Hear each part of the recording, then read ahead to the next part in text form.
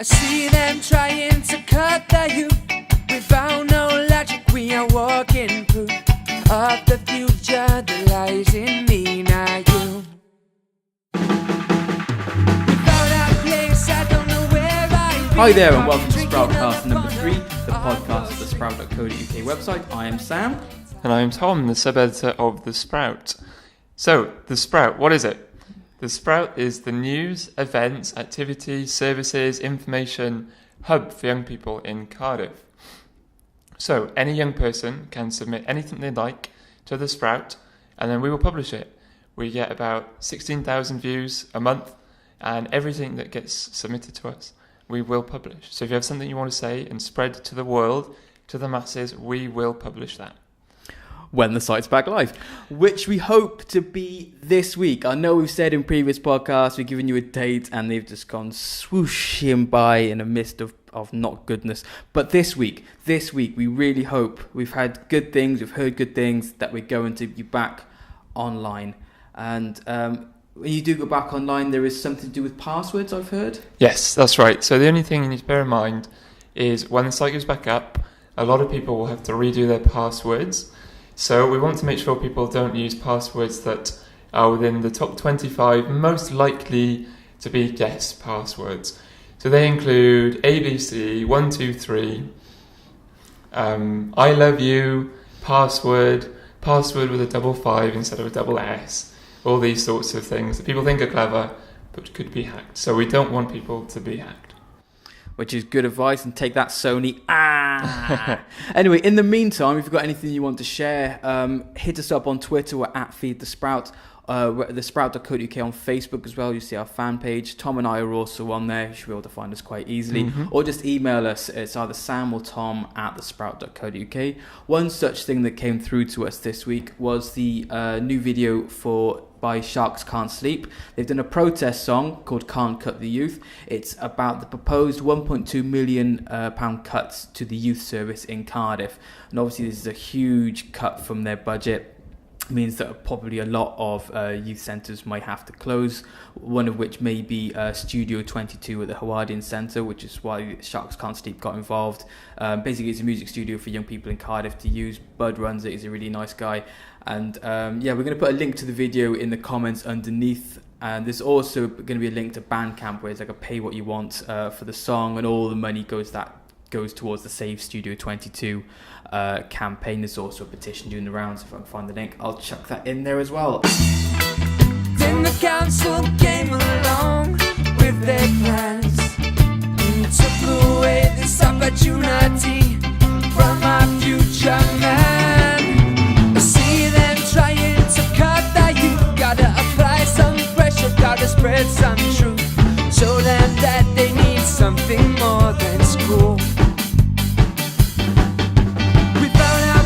I don't know where I'd be. I wouldn't be as happy, wouldn't feel as free without the people I was glad to meet. And I was taken under a wing. Another thing that came through to us, if you're looking for fun things to do or something, some kind of volunteering opportunities, it's a new year, new start, all that kind of thing. There's a volunteer open day at the Sherman this Saturday, that's 17th of January 2015. It's 10 a.m. to 1 p.m. So if you want to get involved with the arts, want to, put something on your CV, anything like that, head down to the Sherman, which is in Cathays, this Saturday between 10 and 1.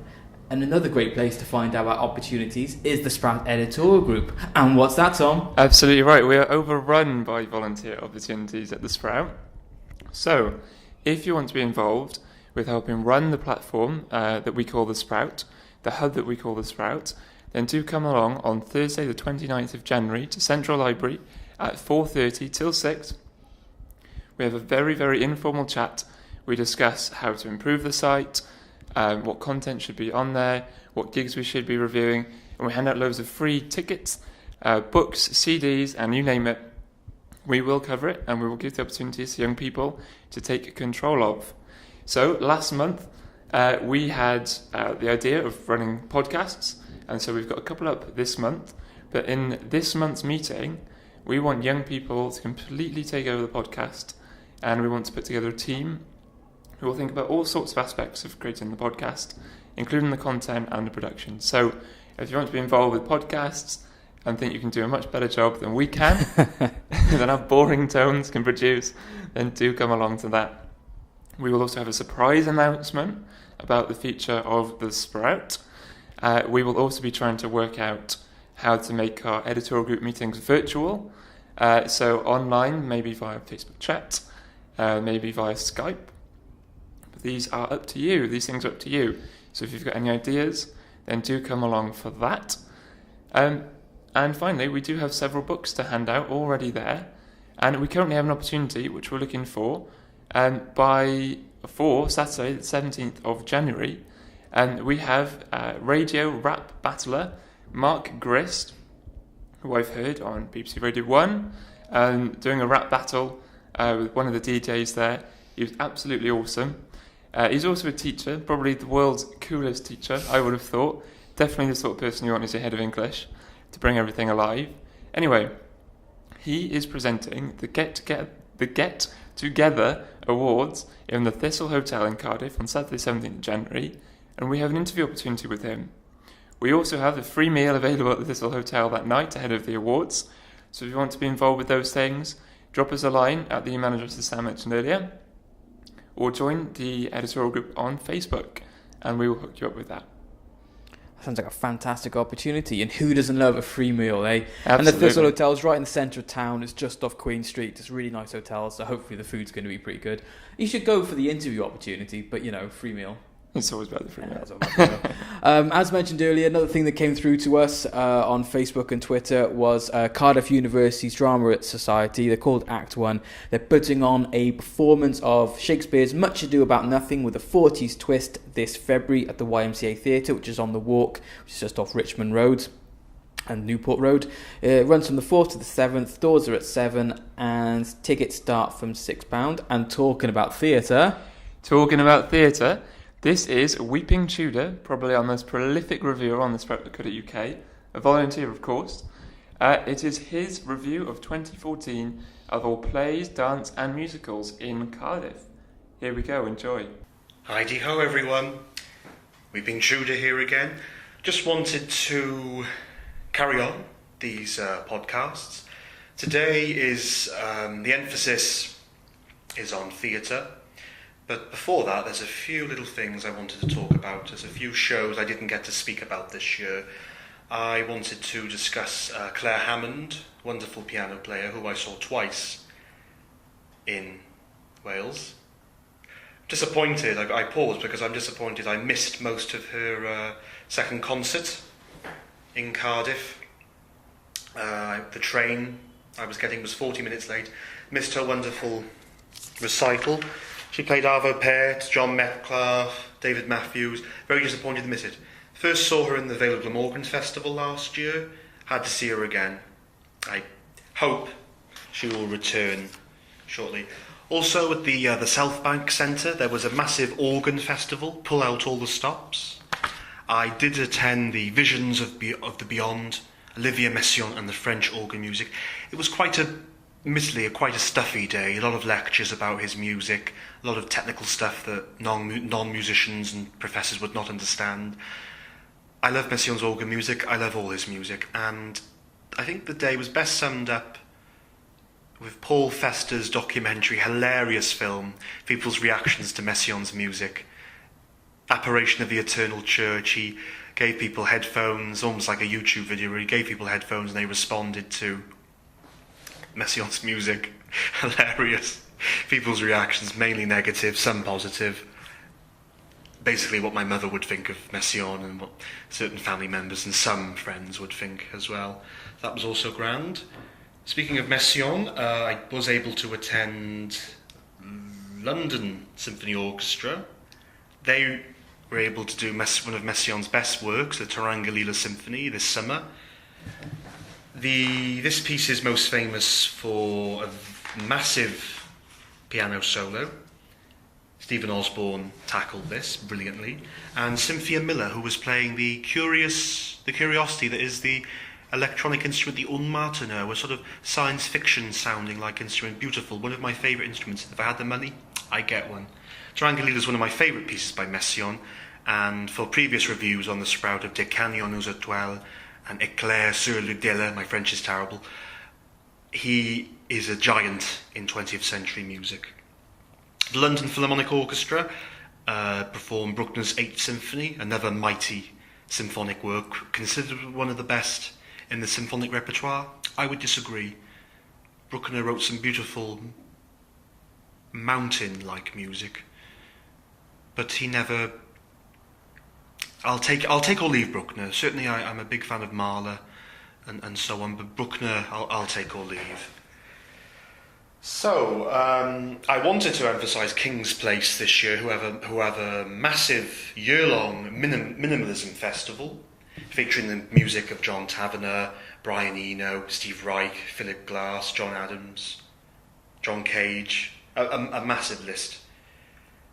It concludes in December. I believe it ends with a performance of Tavener and Tavener. There's two John Tavener composers, so it can get a bit confusing. With Houston Davies, the amazing countertenor, and it features The Hidden Face, probably one of Tavener's most exquisite pieces of music. Davies I also saw in St. Luke's Passion at the Barbican. He was also in a performance with Sarah Connolly of The Coronation of Poppaea. Sarah Connolly, I also saw, it all ties together, people, it all ties together. Sarah Connolly, I saw also in Dream of Gerontius, probably the best Elgar I've ever heard, also at the Barbican, with the London Symphony Orchestra, amazing. Sarah Connolly, who is fantabulous, is also doing a performance in the 20th of January. She's doing, it's a concert of Copland, Richard Rodney Bennett, Elliot Carter, at the Milton Court Concert Hall, well worth going to, a brand new concert hall, perfect for intimate experiences. Right, well I feel I should go on to some of my favourite things of the year, to cut to the chase. Favourite musical in Cardiff? It had to be The Lion King, running for, I guess, over 2 months at the Wales Millennium Centre. I was able to see the dress run. I saw it in London over 10 years ago. It's quite a spectacle, it's quite a piece. The costumes and the design take your breath away, totally. Did also see Wicked. I think Wicked is a pretty good musical. I don't actually think every song is that memorable. Like with The Lion King, the staging was pretty impressive. But I think Lion King was the best this year, in Wales anyway. Evita also came to Cardiff. Marty Pallo as Che Guevara, who would have thought the day. Never would have seen that coming. Also a very good musical. Everyman Theatre, who I'm taking part with. I'm the second gentleman in their performance of Measure for Measure. Last year I got to see Oh What a Lovely War, quite a controversial take on the First World War with music hall numbers. Still a piece that can provoke. The soldiers wear clown costumes. Favourite play? Has to go to Warhorse, and I think the National Theatre created an awe-inspiring piece. The puppetry is masterful. Crying? Well, I mean, if you don't cry at the end of Warhorse, well, I'll leave it at that.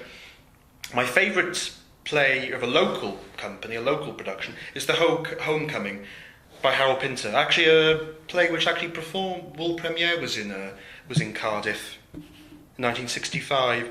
Rogues Theatre Company, directed by Andreas Constantinou, who's also in A Measure for Measure.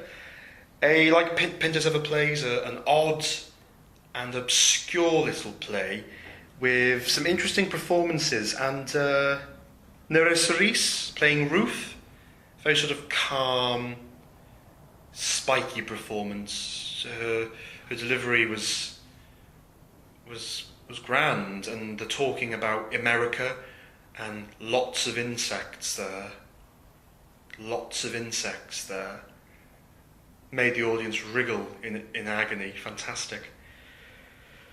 Best cabaret performance? Well, thanks to Chrysalis, who I took part with in Puffball Circus at the Roundhouse. He was able to get me tickets for Café de Paris in London. Chrysalis, I think, was the highlight of that evening. He dresses up as a pig, he's a fire eater, he put a mousetrap on his tongue. You can imagine, and hilarious. As he walked past, he shoved a cupcake in my mouth, so I had to recover for that for a moment. I recommend Café de Paris for a great evening. This isn't going into an advert, people. You can have a meal there. Some of the acts are very raunchy. Cabaret is very hit and miss, but Café de Paris doesn't fail. My favourite dance piece is Amori Amori, a collaboration between Sinead Hughes and Japanese performers, a fusion of Welsh dance and contemporary dance with Japanese traditional music and dance.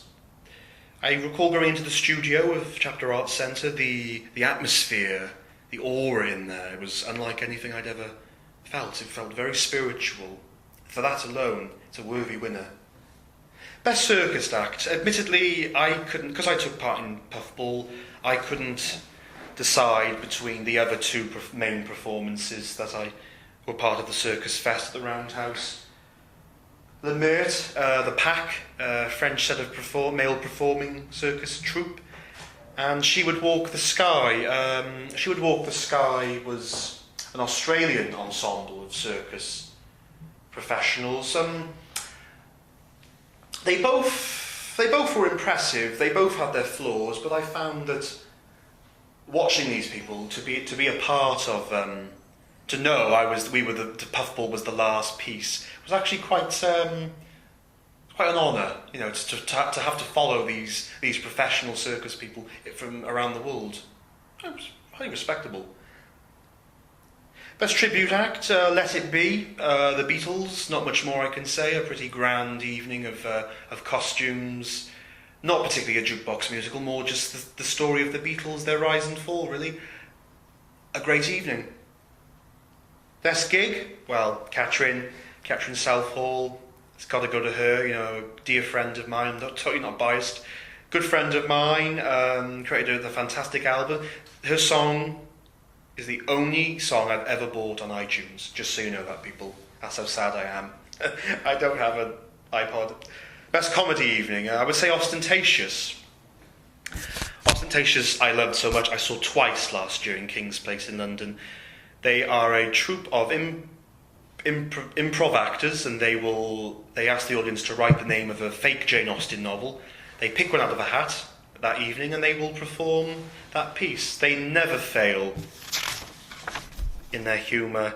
Just looking at the programme, they are fantastic. Ostentatious are doing a tour of England. I've been begging them to come to Cardiff and Wales. Please come, Ostentatious. We really want you to. Best interview. Got to see Stephen Burkoff, inspirational and rogue actor and practitioner. His remarks about the BBC causing the criminals today. I'll let you, the audience, think about that. Certainly a very hair-raising evening with him, an inspirational man. I take a lot of joy from him. Fantastic.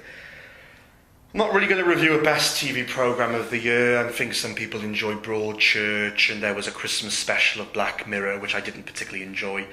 I'm going to say my favourite internet video of the year was Too Many Cooks. Adult Swim, a very dark and, I'm going to say minimalist take on 80s intros to television programmes.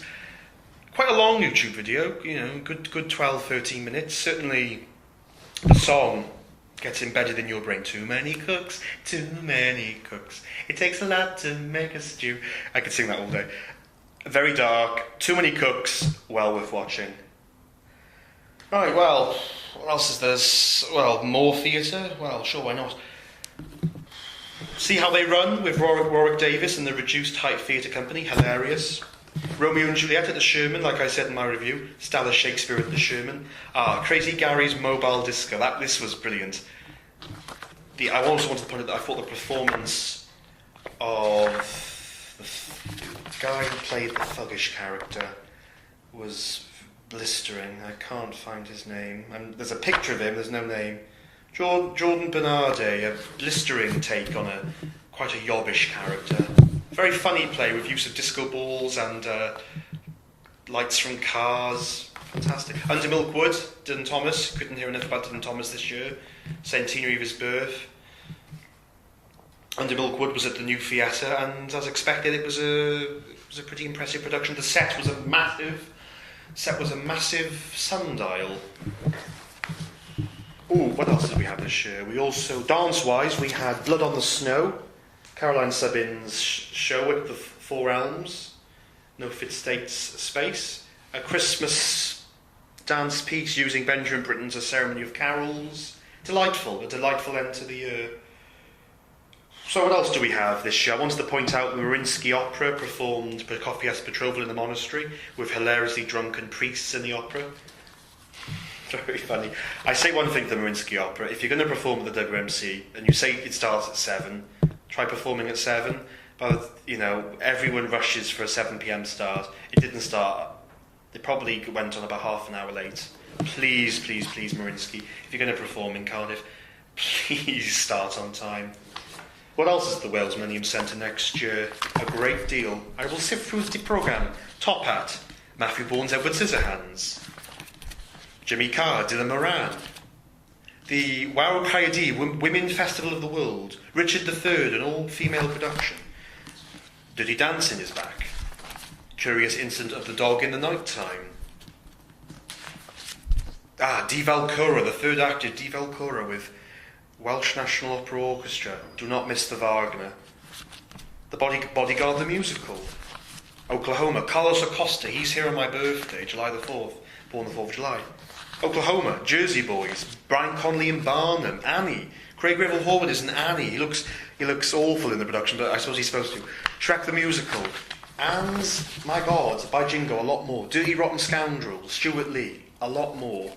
10 years the WMC have been open now. I've been trying to get a job there ever since. But they've never failed to become the West End of Wales. Brilliant. And also point out how much I enjoy, I'm going to work on my Welsh now, Tlais, voice, Cynrychdiau Pluen, Flake Productions, like John Green, mispronouncing words is my thing. Wanted to say how much I enjoyed Elgin Rees and Gethin Evans, their take on internet bullying. I think it was a very powerful piece.